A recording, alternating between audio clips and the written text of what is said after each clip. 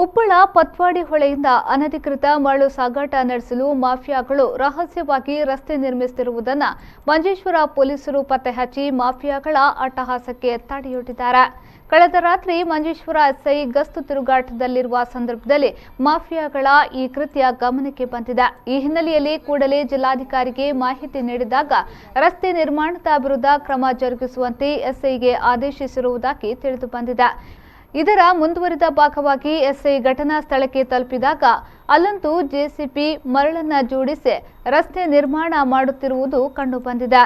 ಕೂಡಲೇ ಅದಕ್ಕೆ ಕಡಿವಾಣ ಹಾಕಿದ ಎಸ್ಐ ಹೊಳೆಯನ್ನ ಮೊದಲಿನ ರೀತಿಯಲ್ಲೇ ಯಥಾಸ್ಥಿತಿ ಕಾಪಾಡುವಂತೆ ತಿಳಿಸಿದ್ದಾರೆ. ಲಾರಿ ಹಾಗೂ ಜೆಸಿಬಿಯನ್ನ ನೇರವಾಗಿ ಹೊಳೆಗೆ ಇಳಿಸಿ ಮರಳನ್ನ ಸಾಗಿಸುವ ಉದ್ದೇಶದಿಂದ ಈ ದಾರಿಯನ್ನ ಮಾಡಿರುವುದಾಗಿ ಎಸ್ಐ ಮಾಹಿತಿಯನ್ನ ನೀಡಿದ್ದಾರೆ. ಈ ಹಿನ್ನೆಲೆಯಲ್ಲಿ ಮರಳು ಮಾಫಿಯಾಗಳ ಹೊಸ ತಂತ್ರಕ್ಕೂ ಹಿನ್ನಡೆಯಾಗಿದೆ. ಮಂಜೇಶ್ವರ ಠಾಣೆಗೆ ಹೊಸದಾಗಿ ಅಧಿಕಾರವನ್ನು ಸ್ವೀಕರಿಸಿದ ಎಸ್ಐ ರಾಘವನ್ ಅವರ ಕಾರ್ಯಾಚರಣೆಯಿಂದ ಬಹುತೇಕ ಭಾಗಗಳಲ್ಲಿ ಮರಳು ಮಾಫಿಯಾಗಳ ಸದ್ದಡಗಿದೆ.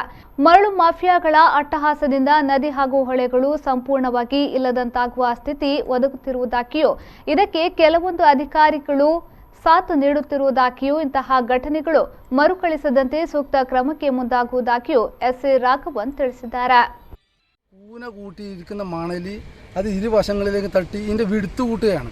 വിടുത്ത് കൂട്ടുന്നതെന്ന് പറഞ്ഞാൽ അതിൻ്റെ അർത്ഥം ഇത് വേണമെങ്കിൽ റോഡായിട്ട് ഉപയോഗിക്കാം. മണലൂറ്റുകാർക്ക് ഈസി ആയിട്ട് ഇവിടെ ടിപ്പറോ JCB ഇറക്കാവുന്ന അവസ്ഥയിലാണ്. മാത്രമല്ല ഇങ്ങനെ മണലി അല്ലെങ്കിൽ ഇവിടെ കൂട്ടിയിരിക്കുന്ന ഈ ചുമന്ന മണ്ണ് ഒരു സൈഡിലേക്ക് ഇരു സൈഡിലേക്ക് മാറ്റുമ്പോൾ റിവറിൻ്റെ ഒരു സൈഡ് വീണ്ടും നികത്തപ്പെടുകയാണ്. അപ്പോൾ ഇത് നിർബന്ധമായിട്ടും ഈ ഇട്ട മണൽ എടുക്കുകയാണ് ഇവിടുന്ന് വേണ്ടത്. അപ്പോൾ മാത്രമേ പുഴേൻ്റെ സ്വാഭാവികമായിട്ടുള്ള ആ ഫ്ലോയും അല്ലെങ്കിൽ അതിൻ്റെ സ്വാഭാവികമായിട്ടുള്ള ഇത് ശരിയാവുള്ളൂ.